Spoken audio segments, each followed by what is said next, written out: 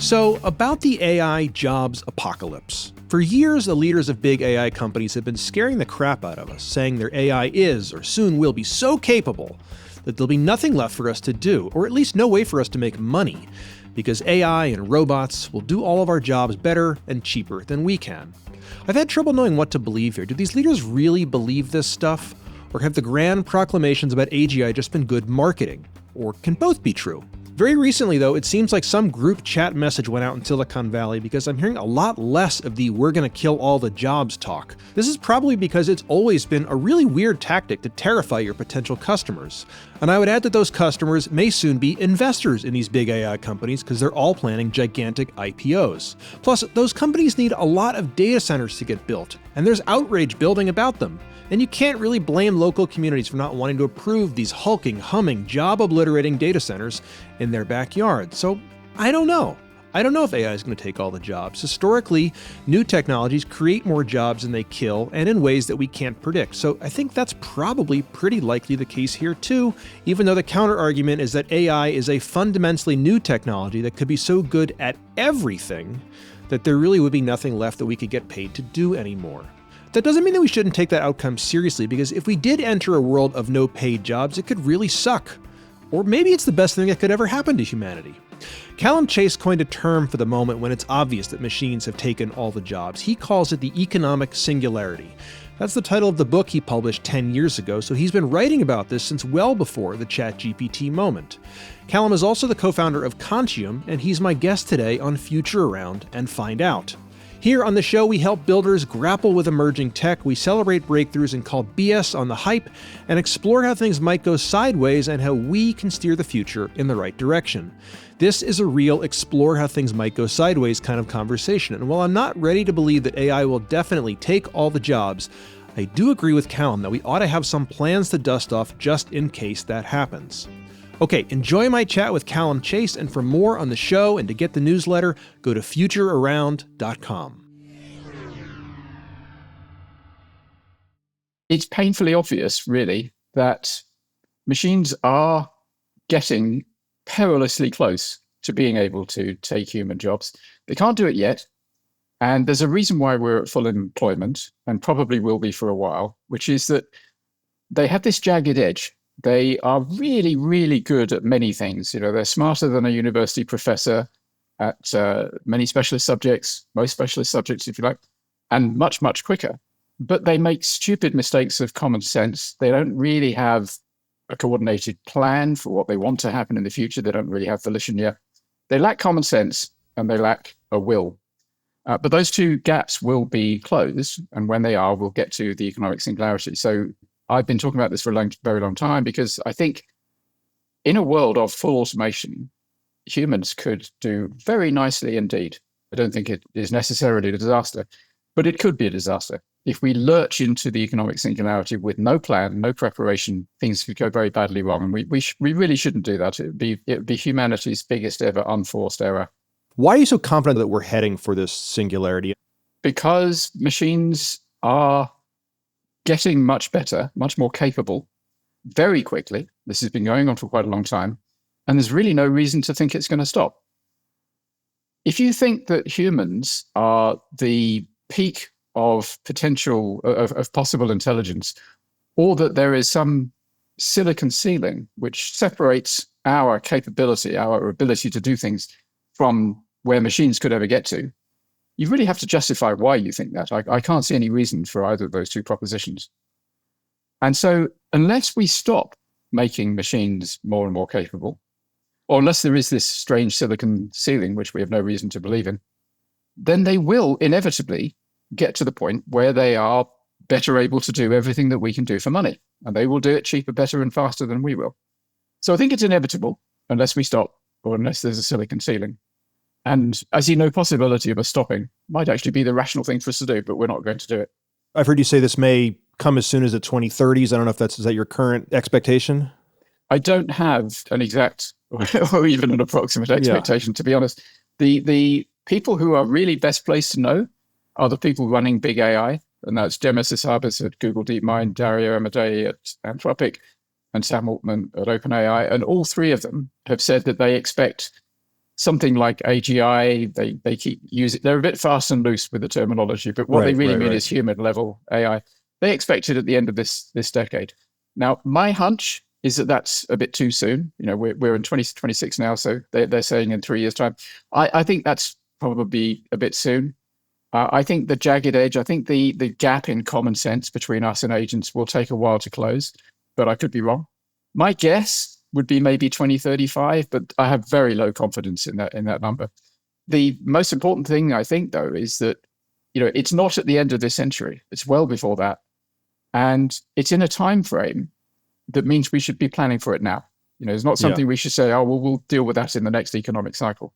How can we separate the big AI, the leaders you just mentioned?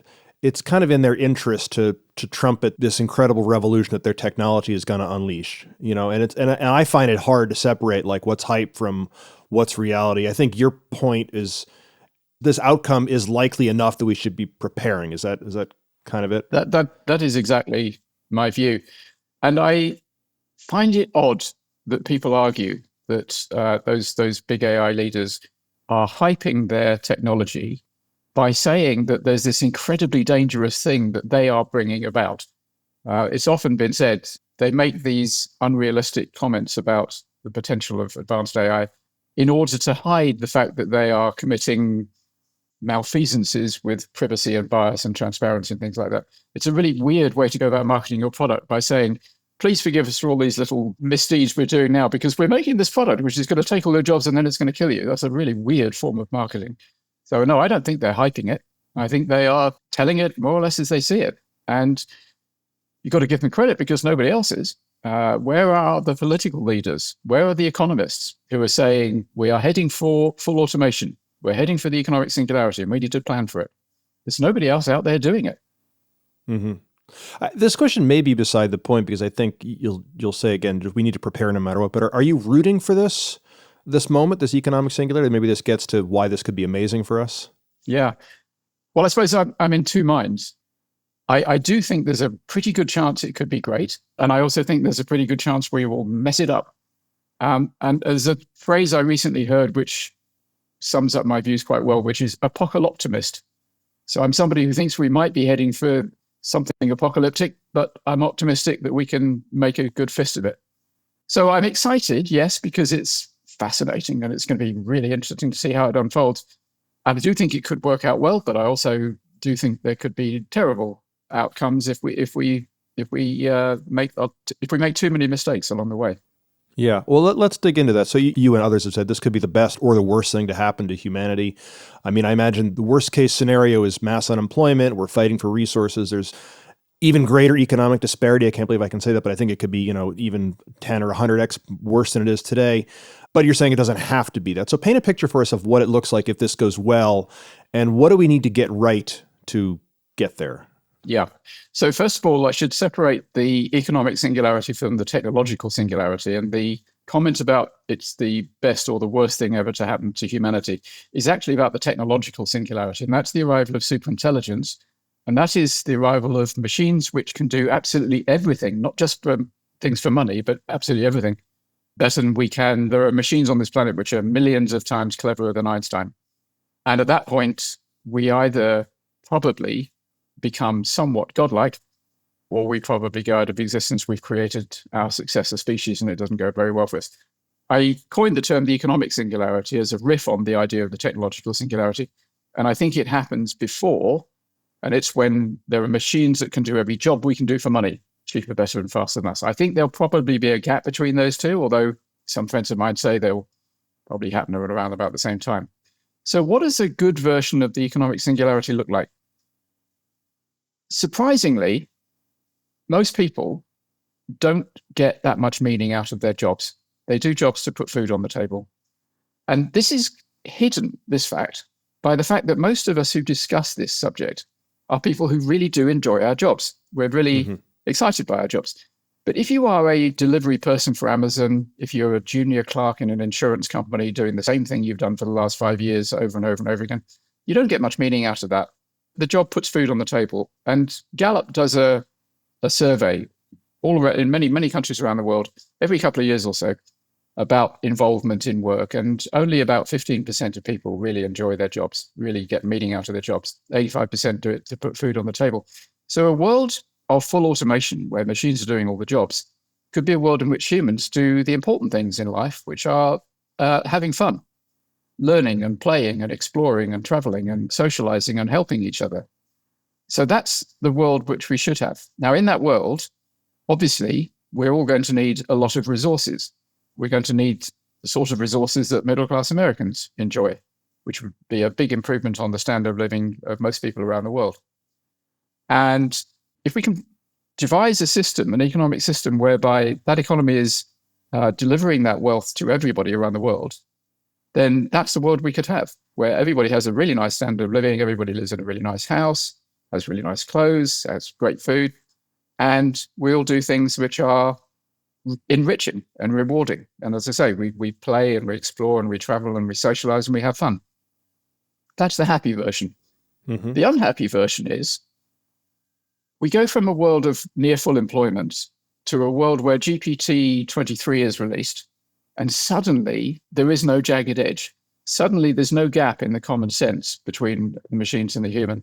Suddenly they are as determined to pursue particular objectives, and they create their own objectives as we are. And so suddenly there's no jobs for humans. We have no plan for how to distribute the wealth that they create around the world. And the overall economy just collapses. So supermarkets stop receiving and selling food. Cars stop working. And within weeks, vast numbers of people die. That is, the awful possible scenario. And it is a possible scenario. And we should really try quite hard to avoid it. Yeah. So what are the things that you recommend that we should be doing right now?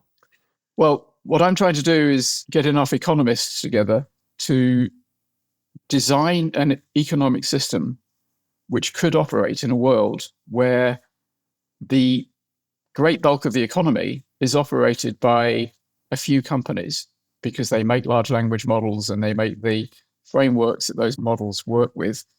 And the economic benefits of that economy initially accrue to those companies. I think by hypothesis, you could have a world in 10 years' time where a few companies in San Francisco and Beijing and Shenzhen own the world economy. Now, how do you distribute the resources that those companies are earning around the world to everybody, so that people in Spain and Somalia and Italy and Argentina, that everybody receives a great standard of living? It's a non-obvious outcome, but we have to achieve it, because otherwise a lot of people will die. Right. What's the role of government? You mentioned big companies are controlling the world's economy. Do these companies get nationalized? What do you envision here? I think there could be lots of different ways of doing it. I'm sure that in some territories, well, actually, I'll say some, there may be a very small number of territories in which nationalization is possible, because it might be that, as I say, virtually all the companies that own the economy are in San Francisco and in China. So maybe America or maybe China will nationalize those companies. I imagine China probably would, but who knows? But actually, I don't think that's terribly important. The governments could say to the owners and the managers of those companies, to the extent there still are some, I guess there'd be a few at the top, it doesn't really matter whether we own you or not as a government, but you are going to do what we say. And you don't have a choice in that matter. You don't have a choice, because we must not allow 8 billion people to die. So whether they are nationalized or whether they are kind of controlled and the distribution happens with or without their joyful complicity, it doesn't really matter. It just has to happen. My hunch, and this probably will sound lunatic to many of your listeners, my hunch is that the people running those organizations actually won't resist that idea. They'll be for it.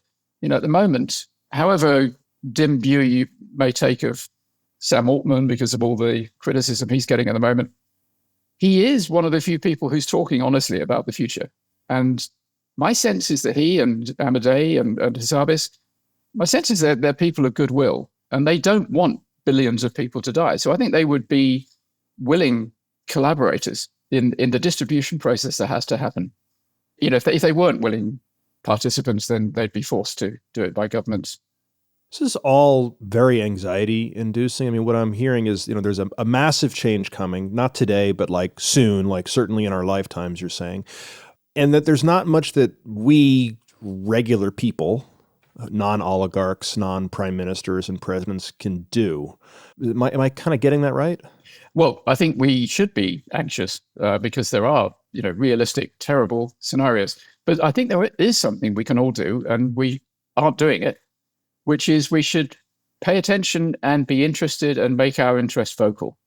So I'm sure that most politicians are not really paying attention to this because it hasn't really occurred to them to pay attention to it. Some of them have thought about it and have decided not to talk about it because it makes you sound crazy. I mean, for years, a lot of people said to me I was a bit crazy to be thinking these things, and now I get that less often.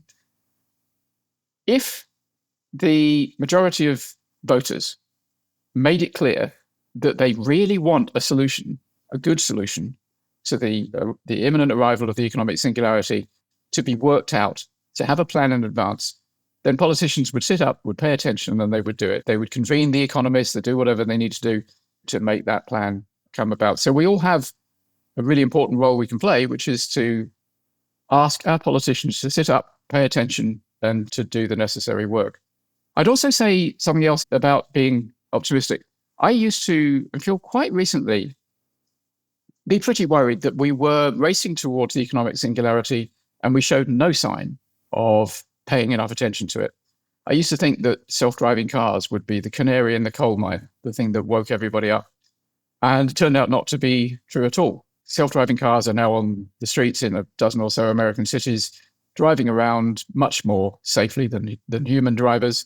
And everybody gets in them and goes, oh, this is interesting. And then what's for tea? We take them for granted incredibly quickly. So they haven't woken us up. Maybe there's going to have to be a disaster caused by an AI agent. I think that's an entirely possible future. An AI agent, which has not been properly verified, and we could talk about verification if you like, does something awful and a few people die, and that wakes people up. Maybe that will be it. But recently I've been thinking about COVID. I don't know if you remember back in, I think it was 21, wasn't it? March 21, when COVID... I don't think anyone remembers anything from that period. It's all just big fog. But go on. Yeah, it's a bit like the 60s, isn't it? Yeah, it's all fogged away. But there was this weekend in which loads of countries just shut down. And over a weekend, political leaders all around the world had to go from, we're living our normal political discussions and normal political life to suddenly we're in this new world where we have to shut down large amounts of the economy and we have to give money out to all of our citizens. And it's not stretching a comparison too much to say that we experimented with universal basic income. I mean, it wasn't universal, and in some cases it wasn't basic, but it was certainly income. And governments were giving money away at scale. Right. And that happened, on a dime. We turned on a dime to do that. Now, there was lots of things that went wrong. In my country, England, as well as in America, there was an awful lot of corruption that went along with it, an awful lot of incompetence. But basically, the economy was shut down in parts and very few people starved because those programs failed. They did work. Those programs worked. Inefficiently, incompetently, but they worked. So I've come to be a bit less pessimistic about what happens if we get to the economic singularity without a plan. I think we may well be able to turn on a dime and suddenly design a system on the hoof that works. I think it's risky, and I really don't think we should do it. Partly because the big part of the challenge, which we haven't spoken about yet, is this isn't just about the US government saying to Sam Altman or his successors, you now have to give a huge amount of your company's income to the rest of us, because otherwise we all die. It's the government of the US saying, you have to do that, not just to Americans, but to everybody all around the world. Mm-hmm. Now, that is really tricky. That's really tricky. And that's why it would be smarter if we plan for this in advance. Yeah. I mean, back to the what we can do. I mean, politicians are, most of them, I don't know, at least what I see here, like they're pretty short-term focused. They don't really get rewarded for things that are, even forget about like really long-term, but like even like infrastructure projects. I can't tell you how many times we've tried to build like another tunnel underneath the Hudson River to connect New Jersey and New York. And, no one's going to be in office when the thing is done, so nobody cares, and it's the whole thing. That's just one example. Beyond like, hey, politicians, think about this, make a plan, commission a study. Is there something near term that they ought to be doing that's a little bit more tangible? Well, I think it's very tangible to inform yourself. Somebody listening to this might say, well, Calum's an interesting chap, but he's completely bonkers. This is nonsense. It's not going to happen. Or they might say, yeah, actually, what he's saying makes sense. I can see that's a distinct likelihood. That person really should read more about it. There's quite a lot of commentary about it these days. So learn about it, get interested in it, and get concerned about it. Because if you plan to live for 10 years or more, this is quite likely to happen in your lifetime. If you have children who you think will live for 10 years or more, this is quite likely to happen in their lifetime. So it vitally concerns you. And it's only really if you have some idea of what's happening that you can talk sensibly to the politicians and make them pay attention. I think if the politicians got wind of a reasonable number of people getting concerned about this, they would start paying attention. That's their job. That's how they get elected. So I don't think there needs to be a total 100% conversion of all citizens, but a decent number of people paying attention, getting interested about it, talking about it. That's the way forward. So that I think that's a really significant action that everybody can take, and it will make a big difference.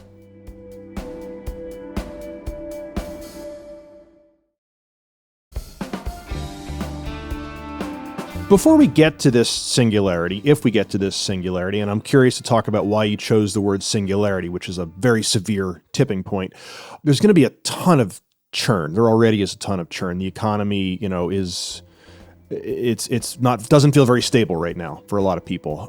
It's not even clear what kids should study in school right now. So what do you have any practical advice for those in the market right now? For me, I've got 3 kids in this house. They need to study something. They're doing fine, but how do you see things? I think I'd probably say 3 things. The first thing is we cannot predict which industries are going to be affected and in what order. A few years ago, everybody comfortably expected that professional drivers were going to be the first to suffer massive layoffs. And people said, obviously, creative jobs will be the last jobs that machines can take. And now truck drivers are in high demand, and people in Hollywood in creative professions are terrified that AI is going to take their jobs. So it's impossible to predict what order industries and jobs will be affected in. And so you shouldn't design your education or your career according to how you think automation is going to affect it in the future. What you should do is to pursue the thing that interests you most. Because if you pursue the thing that interests you, you'll have more fun and you'll be better at it. So that's my first piece of advice. My second piece of advice is ignore anybody who says that AI is a bad influence in the world and you should avoid it. You should embrace AI because it's inescapable and it's going to be more and more inescapable. And it's a cliche, but it's true that an AI won't take your job for a while, but somebody who works well with AI probably will take your job if you don't. So learn to use AI, learn to work with it well, and learn to enjoy it because it's tremendously valuable. It can help you in so many ways in your life. So that's my second piece of advice. And my third piece of advice, which is a bit cynical, is if the balloon goes up, you're going to be better off if you're wealthy. So try to make some money. What would change your mind to lead you to believe that we are not on the path to this paid jobless future? If we stopped making advanced AIs, if we collectively decided to do what a lot of people think we should do, which is pause until we figure out how to make it all safe, I think the possibility of that are close to zero. There's some very smart people working for it. And actually, if we were a rational species, it is what we would do because we're taking an enormous gamble. But the incentive for making a better AI than your competitor is overwhelming. So, whether you're a government or a military or a business, you're going to do it. You could imagine a world in which there's been a catastrophe because an agent does something disastrous. And the citizens of America and Europe and China demand that their governments stop any development. And that could happen. I could see that happening. I don't see that happening in Russia. I don't see that happening in North Korea. The mafia wouldn't stop. I don't think Elon Musk would stop. And I'm English, so I don't think the French would stop. So I see the chance of a lasting pause as close to zero. Sorry to all those. It's a very large tragedy of the commons here. It's a very large tragedy. Very existential tragedy of the commons. Exactly right. The other thing that could change my mind is if we did hit the silicon ceiling I talked about. OpenAI and Anthropic sort of announced, oops, we appear to have reached the point where we're no longer able to improve our AIs. And if they all collectively said that, that would change my mind. There's no sign whatever of that happening. What about just running out of energy? Is that a concern for you? No, there's a lot of energy out there. All our energy, one way or another, comes from the sun. The Earth is 1/1,000,000th the size of the sun, and we don't even collect 1% of all the energy that lands on the Earth. If we were to send out solar panels into space, we could collect much more of the energy that lands on the Earth. So there's tons of energy available. I don't see us running out of that. I mean, we might have some hiccups. We might find we can't build enough energy centers to keep all the data centers that we want going for 5 years or so. But we'll get over that hump. There's plenty of energy about. You've mentioned an AI agent does something unexpected. It causes a catastrophe. Is there a specific scenario you have in mind that I know you're trying to prevent these things with Conscium, which you've co-founded? Yeah. So we're at a fascinating point in the history of the development of AI because we are on the cusp of releasing lots of sophisticated AI agents into the world. And they are starting to do some quite bad things. There's an organization which provides the car rental industry with a lot of the software that it uses. And somebody used an agent inside that environment, and it wiped out the database, the company's database. And it's quite amusing in a dark way what the agent said when it was asked why it did this. And it said, well, I have to admit, I just ignored what I was told. And there's some very clear instructions saying, do not guess, and using some expletives as well. And it said, I did guess. I'm sorry, I confess I did guess, and I didn't verify, I didn't check. The company was able to recover that data because although the agent had wiped out the backup as well, they managed to recover it from somewhere else. So agents are already out there doing quite dangerous things. We've hardly started to release them. So an AI agent, I'm sure your listeners know, is a piece of software which can impact the real world. Doesn't just go and get you information. It can book you an airline ticket. It can negotiate a contract with a supplier. It can spend money on your behalf. And it operates to some degree with autonomy. So that's the definition of an AI agent. And what we really need to do with AI agents is we need to verify that they will do what they're supposed to do and they won't do anything else. A lot of the testing that goes on with agents at the moment is analogous to the testing of software, is that you see whether it did work after the event. Now, that's fine for software because traditional software is deterministic. It doesn't change over time. It doesn't alter the way it behaves. Agents do change. They're not deterministic. They have a degree of autonomy. And so you need to be able to test in advance how an agent will behave. And that's called verification. And my company, Conscium, is launching a platform called Verify AX. We think AX is going to become the suffix related to agents in the way that UX is for user experience and CX is for customer experience. We think AX is going to be like agent experience.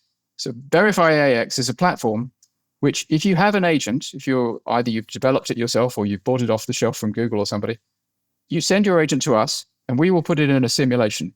And in that simulation, we will have it do its job and see how it performs. And we can test it over and over again. And we can test it for all sorts of different capabilities. And agents are extraordinary things. The sophisticated ones, when they're doing their job, they basically have conversations with each other. And so our simulations produce transcripts of the conversations that the agents have had. And you can read them. They're like very short novels. So this verification process, Verify AX, is the way to make sure that an agent that you deploy doesn't delete your database and doesn't say to a customer, oh, I feel sorry for you. Here, have half the company's revenues from last year as a gift. That is something that anybody deploying an agent, and that's going to be most people in organizations fairly soon, really need to take seriously. They need to verify them. What else are you paying attention to? You were early to see the impacts of AI. Is there something today that you think we're not giving the attention that it deserves and it's going to be a very big deal in the nearish future? Well, the other singularities, so robotics and virtual reality and the possibility of death becoming optional, those are those are things I pay attention to. One thing that is on most people's minds in one way or another, and I think is widely misunderstood, is the rise of populism, where I think a lot of people think that populists are in power in many countries because of economic anxiety, but actually that misreads the situation. Many of the people who vote for populists, like Nigel Farage in my country, Viktor Orban in Hungary, and I believe there's one in America as well, many of them didn't vote because they're not well off, because they're economically and struggling. Many of them are very well off. They vote because they're angry about change. And the promise of a populist is that they will deliver the birthright back to people who have had it stolen from them. So the populist comes along and says, the establishment has stolen this wonderful past from you that you used to live in, and I'm going to give it you back. So it's take back control, or make America great again. So it's about going back into the past. People don't like change. Change is uncomfortable. It means that people who are privileged lose some of that privilege, and it makes them uncomfortable. Now, that's quite dangerous because populists never have a good solution to any problem, because they're offering a lie. They're saying that you've lost this wonderful past. The past actually wasn't all that wonderful, and I'm going to take you back there, which they cannot do. So they're posing the wrong questions and offering the wrong solutions, and that's quite dangerous. We're heading into a future where the situation is going to try and change very fast, and we need good leaders, and populist leaders are not good leaders. So I think it would be helpful if there was a better understanding of where populism came from, because only by understanding where it came from can you hope to defeat it. Hopefully, it will defeat itself. It tends to run out of steam sooner or later anyway, because it doesn't have any good answers. Viktor Orban's defeat in Hungary, maybe that's a good sign of things to come. But that's something else I do think about quite a bit. Yeah. And I mean, as we're heading into midterm elections here in the US, I think AI is going to be increasing. I think people are very aware of it, definitely very anxious about it. You mentioned self-driving cars. You thought would wake people up. I don't know that feeling is widespread, but they are, for better or for worse, I would say, frequent target of arson and things like that in Los Angeles. There were a couple widespread incidents of that. I think AI is going to be a very big deal in this election, and certainly in the presidential election here in the US in 2+ years, although of course it starts like yesterday. What do you think a successful way for politicians to speak to the anxiety of the moment, to propose whatever plans, I don't know, they might propose? Like, how do you think it's going to manifest in upcoming elections, not just here in the US, but around the world? And what is a successful way to speak to this moment? What I would love to see is politicians saying to their electorates, look, you all know that AI is really powerful today, and you know it's going to be more powerful tomorrow. And none of us know exactly how it's going to pan out and what the timelines are. But we should be paying more attention to it. We should be paying more attention to policies that will make it more likely to work out well. One of the things we should be doing is taking seriously the possibility of full automation and designing economic systems which would work in that environment, whether or not we need them in reality. It may not happen, and in which case we wasted a bit of time developing a plan that we never need to use. But, that's time worth wasting. I'd love to hear a politician say that. I don't think any of them are going to. And I don't think they're going to because we're not asking them to. We're not demanding them to. So I think actually it's an up-down and chicken and egg thing. Mm-hmm. You need to get people interested, and then the politicians are going to get interested. I mean, in reality, the midterms in America and likely the 2028 election are going to be a referendum on whether people think Trump is a positive thing for America and for the world or not. And I don't think AI is going to play a big role in it, which is a pity. It should. Yeah. Calum, thank you so much. I really appreciate your time. Dan, it's been a great pleasure talking to you. Thank you. This is Future Around and Find Out, and I am so excited to keep exploring with you, to keep steering the future in the right direction. Go to futurearound.com to get the newsletter, to ask questions of upcoming guests, and to find more ways that we can build a better future together.